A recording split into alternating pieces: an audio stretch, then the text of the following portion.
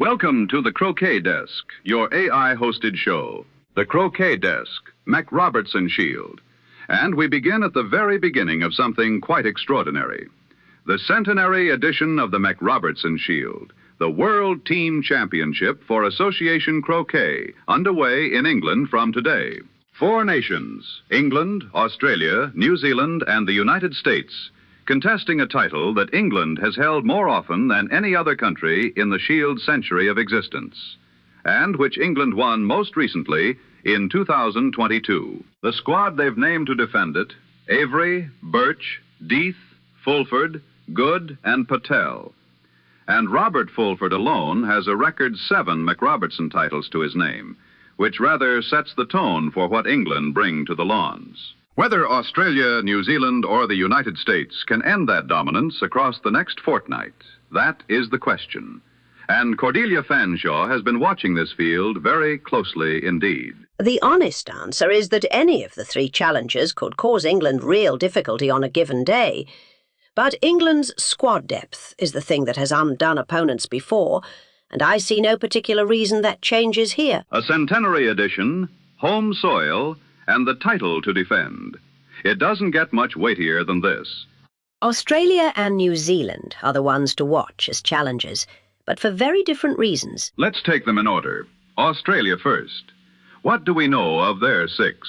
Forster, Wilson, Hill, Pearce, Bassett, McCormick, and Greg Hill grades highest among them, which tells you something about where Australia's cutting edge sits. And against that, England are fielding Fulford, 7 titles, the record, alongside Burch at world number 3 and Deeth as reigning European champion. Fulford is the obvious point of contrast with anything Australia or New Zealand bring. There is simply no one in either squad with a comparable record of winning this specific competition under pressure. New Zealand: Bryant, Chapman, Fordyce, McCorkindale, Westerby, Webby.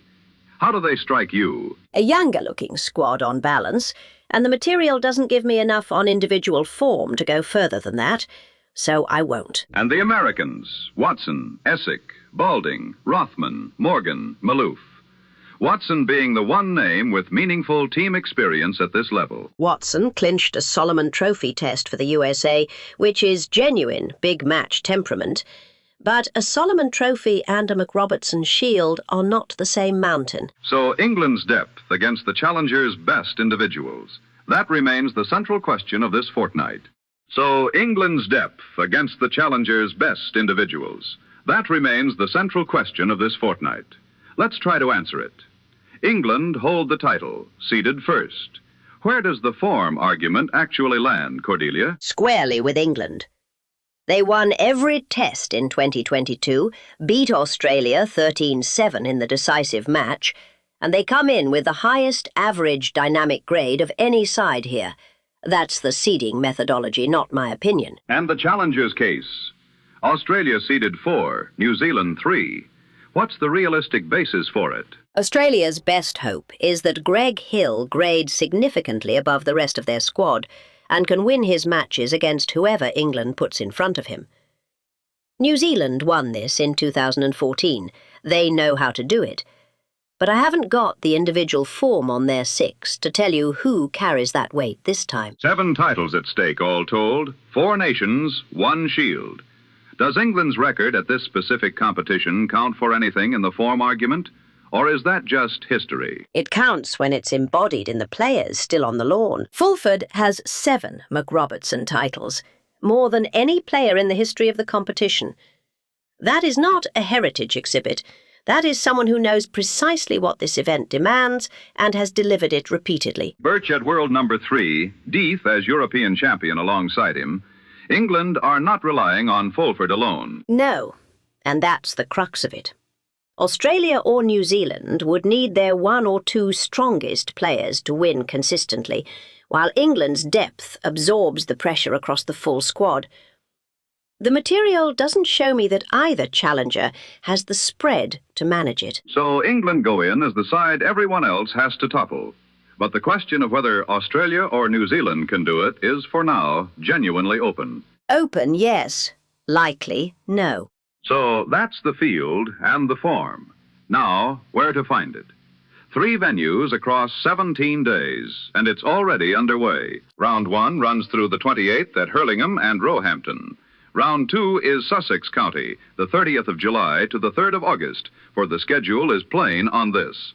Round 1 winners face Round 1 losers. Which tells you who plays whom, but nothing about what it means for the Shield, because the regulations for Rounds 2 and 3 still aren't published. The WCF's own specific event regulations are still being finalized as of this week.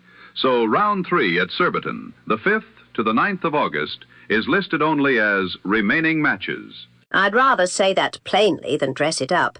Nobody outside the organising committee currently knows the precise mechanism, and I won't pretend otherwise. What we do know is that this is the centenary edition, first played in 1925. And every match from here carries real weight. And whatever the exact mechanics turn out to be, Round 2 is the one to watch first, because England against one of the Southern Hemisphere sides, with the format still unresolved around them, is not a match you want to miss. And that brings us to the close of Play. Before we go, a brief word. This program is one of a whole stable of AI-hosted shows at myAIshows.com, sport and beyond, each with hosts of their own and free to sample. Do pay them a visit. Thank you, as ever, for your company. Do tell your friends, subscribe if you'd be so kind, and may your hoops run ever in your favor. Good evening.